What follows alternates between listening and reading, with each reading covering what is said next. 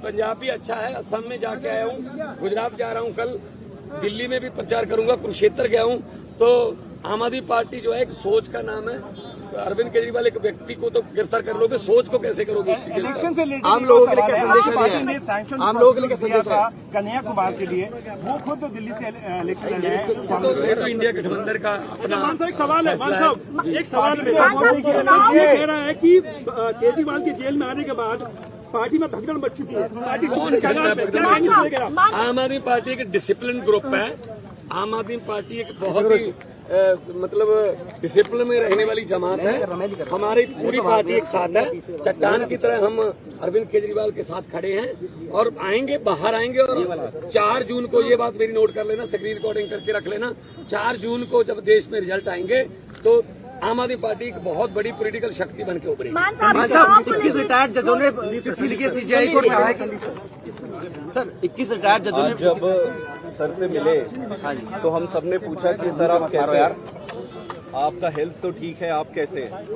उन्होंने कहा कि मेरी चिंता छोड़ो, ये बताओ कि जनता कैसी है। उन्होंने पूछा कि क्या जनता को फ्री में जो बिजली मिल रही थी वो कंटिन्यू है, मिल रही है। उन्होंने पूछा कहीं बिजली कट तो नहीं, पावर कट लग तो नहीं रहे। उन्होंने पूछा कि अस्पतालों में जो दवाइयाँ मिल रही थी क्या वो दवाइयाँ अभी भी मिल रही है। उन्होंने पूछा कि बसों में जो यात्रा हो रही थी फ्री में महिलाओं क्या वो अभी भी कंटिन्यू है। उन्होंने सारी चीजें पूछी कि दिल्ली का हाल कैसा है, जनता कैसे है, और हमने एक एक चीज उनको बताया।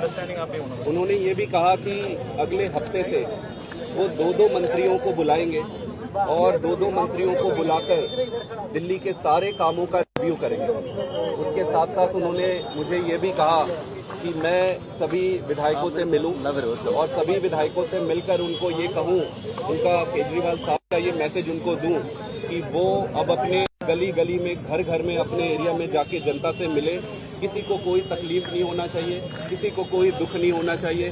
आज तक जितनी सेवा करते आ रहे थे उससे 10 गुना ज्यादा सेवा करना है। उन्होंने ये भी कहा कि वो जल्दी बाहर आएंगे और जब भी वो बाहर आए जो 1000 रुपए प्रति महीना सभी महिलाओं को देने का वो वादा और बजट पास जो उन्होंने किया है उसको वो पूरा करेंगे। मतलब पूरे समय वो सिर्फ यही पूछते रहे कि दिल्ली की जनता कैसी है, जनता कैसे है, जनता में क्या चल रहा है, सब सुखी तो है। सबसे बड़ी बात ये कही कि संगठन देख रहे हैं बहुत अच्छे तरीके से, और मेरी ड्यूटी इस बात के लिए लगाई कि आपने जगह जगह पे जाना है और इंडिया अलायंस की अगर कोई किसी स्टेट में जाना पड़े इंडिया अलायंस के लिए वहाँ भी आप जाना है। तो ओवरऑल ये थी, उनको संविधान की चिंता थी कि देश बचेगा तो पार्टी बचेगी, संविधान बचेगा तो पार्टी बचेगी।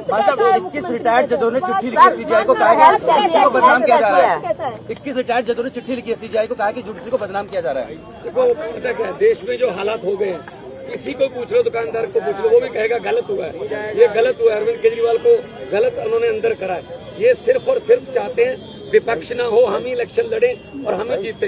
ये तो फिर पुतिन वाली बात हो गई ना, फिर डेमोक्रेसी कहाँ गई, ये तो डिक्टेटरशिप हो गई।